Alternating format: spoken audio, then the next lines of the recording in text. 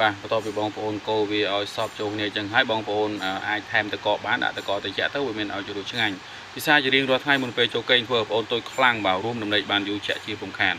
សូមគោរពជំរាបសួរបងប្អូនអរគ្នាថ្ងៃនេះខ្ញុំមានរូបមន្តថ្មីមួយសម្រាប់ចែករំលែកទៅដល់បងប្អូនដែលគាត់មានបញ្ហាអសមត្ថភាពផ្លូវភេទបញ្ហាបងប្អូនទុយមិនសូវមានកម្លាំងកំហែងរួមដំណេកមិនបានយូរអញ្ចឹងក៏បងប្អូនប្រើរូបមន្តនេះនឹងបានលទ្ធផលបន្ទាប់ពីការប្រើរយៈពេលពីកន្លះម៉ោងទៅ1ម៉ោងបាទ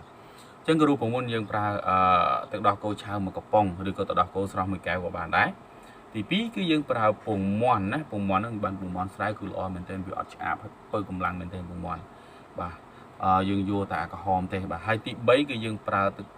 ទឹកឃ្មុំណាយើងប្រើទឹកឃ្មុំទី3បានទឹកឃ្មុំសុទ្ធគឺអែមមែនទែនបាទរបៀបនៃការធ្វើយើងកោះទឹកដោះគោឆៅឬក៏ទឹកដោះគោស្រស់មួយកំប៉ុងហ្នឹងមក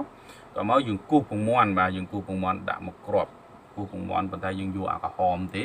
កូរវាឲ្យសប់បាទកូរវាសប់ហើយបងប្អូនថែមទឹកឃ្មុំមួយស្លាបព្រាបាយទៀតមកបងប្អូនពិសាជារៀងរាល់ថ្ងៃមុនពេលចូលគេងរយៈពេលពីកន្លះម៉ោងទៅ1ម៉ោងនិយាយថាអូខេ